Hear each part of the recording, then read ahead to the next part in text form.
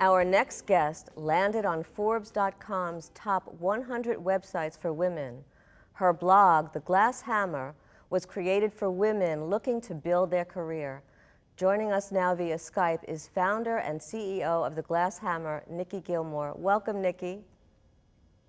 Welcome. Thank you so much for having me, Joanne. Oh, it's my pleasure. So, women make about 77 cents on the dollar that men make, and so there is a discrepancy and a disparity. What is your company doing to help change that? Well, our company has a mantra: inform, inspire, and empower professional women in their careers. And so really we're trying to give women advice to go forward, to navigate in their careers, and really to understand how to negotiate for themselves and build a strategic network so that they can, keep going and get to that corner office.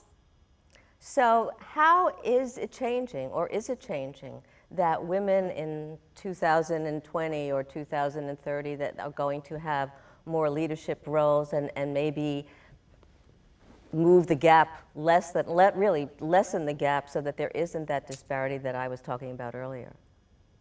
Well, first of all, that pay gap actually isn't across all industries. It's an average. So, when we kind of drill down into professional services and financial services where we do most of our work, it's really about helping women understand how to lead as a woman, as opposed to the old-fashioned Jack Welch in a skirt mode that we kind of saw in the 80s, like Working Girl. It's a great movie, right? Right. And so we're really helping people be their authentic selves so that they can succeed as they are, as opposed to trying to simulate something that they don't necessarily feel very comfortable with as a style.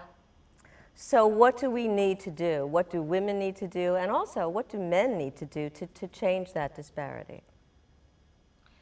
Right. Well, everybody's different, first of all. So I think I can't speak for all women everywhere, right? Right. So I do think and we have to be a little bit careful that we don't make it about men versus women. Right. That's a race to the bottom, Well, I think it's about cooperation with this.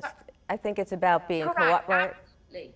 Okay, yeah, good. And I think that the modern lens on this stuff is very much about helping people champion each other. Right. And so it's all about women understanding how to find mentors and how to find sponsors.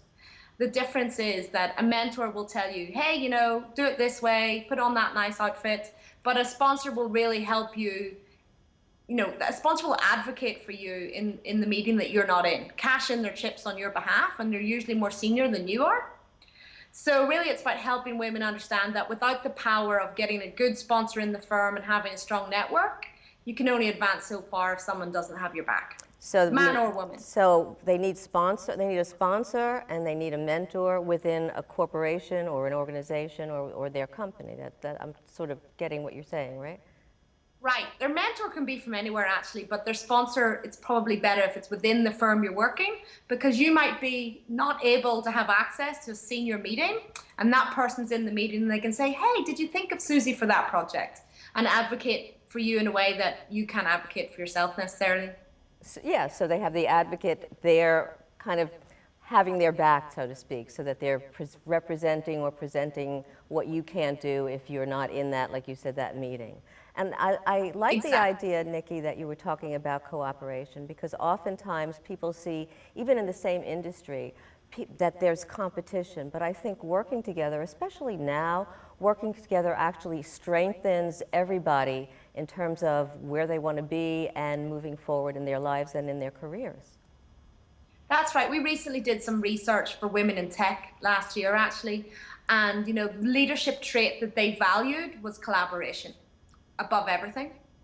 And that's something that we find generationally millennial men and women are finding stylistically is more suitable for them. Whereas in the old days, it was very much an aggressive control and command. As I say, Jack Welch in a skirt, I like to call it. I should trademark that. And I think these days everybody wants to collaborate a bit more. So it's not just that women, because a lot of people are under the impression that it's just women that are more into collaboration, but you're talking men and women. Generationally, the new generation tend to want to collaborate on teams also, which is good news for everybody, I think. Yes, I think it is. How do we build the leaders of tomorrow? Now that is a very big question, isn't it?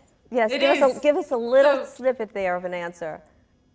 I will. I'll give you a slice. Let's Okay, see. good. A New York slice. All right. So I really think that it's about building workplaces for tomorrow. We've seen a lot about women leaning in. We've seen a lot from Right. Sheryl Sandberg on that, and I think it is very useful advice. But my advice goes one further, and that's companies need to lean in and build systems and structures and processes that allow everybody to, not just survive, but actually thrive. We're not all the same. All women are not the same. We're not all white. We're not all straight. We're not all American. Check out this accent for Right. starters.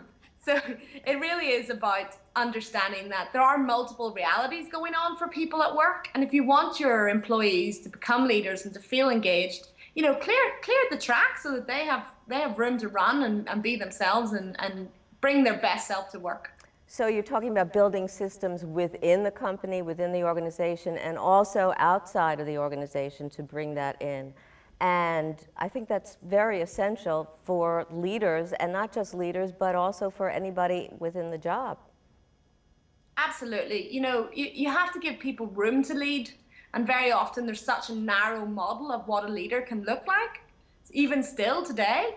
And so it's really about creating enough room and enough dialogue for people to come with different ideas and not be afraid of speaking out and, showing some innovative behavior and getting in there and doing some good collaborations. Because at the end of the day, we do want to see a future where we're all in it together, right? Yes, we're all in it together. Thank you so much, Nikki. It's been a pleasure. Power Your Thank you, Life will Joanne. return in a moment. Ahead, find out what's coming up next week.